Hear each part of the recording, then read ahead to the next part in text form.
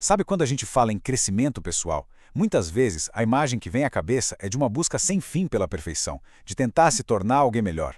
Mas e se o caminho fosse justamente o contrário? E se, em vez de construir, o objetivo fosse simplesmente lembrar? É essa diferença fundamental que a gente vai explorar agora. Olha só essa pergunta. Ela é o ponto de partida para tudo que a gente vai conversar. A ideia de que o crescimento não é uma corrida para construir algo que falta, mas sim um ato de lembrar algo que a gente esqueceu, isso muda completamente o jogo. Vamos entender o que isso significa na prática. Então, vamos começar por um caminho que, olha, acho que a maioria de nós conhece bem, talvez até demais. Essa jornada para se tornar uma pessoa perfeita, uma busca que muitas vezes acaba virando uma verdadeira armadilha. É isso, né? Nessa visão, a perfeição é como um troféu lá no topo de uma montanha bem íngreme. É uma meta externa que exige muito esforço, muita disciplina, muita lógica. A ideia é, se a gente ralar o suficiente, dá para construir uma versão impecável de nós mesmos. Ok, mas e se a gente virasse essa lógica toda de cabeça para baixo? Vamos dar uma olhada numa perspectiva totalmente diferente, que é chamada de a prática da santidade. E aqui, um ponto super importante. Quando se fala em santidade nesse contexto, não tem nada a ver com religião, ok? A ideia é que essa é uma qualidade essencial, uma integridade que já existe dentro de nós.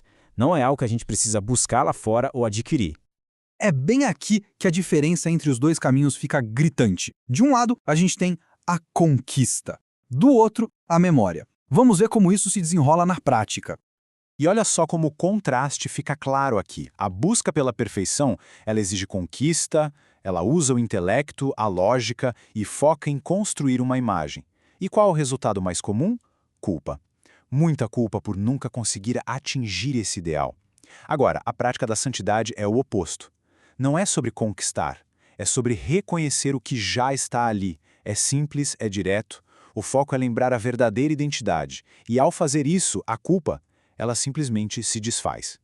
Tá, legal, mas e na prática? Como é que isso funciona quando bate aquela raiva, aquele medo, quando aparecem aqueles sentimentos que não parecem nada perfeitos ou santos? Então, a grande sacada aqui não é lutar contra esses pensamentos. Não é tentar reprimir a raiva ou o medo à força. A prática é outra. É olhar para esses pensamentos e reconhecer que eles são ilusões, que eles não definem quem a gente realmente é. O objetivo é mudar a percepção, não entrar numa batalha interna.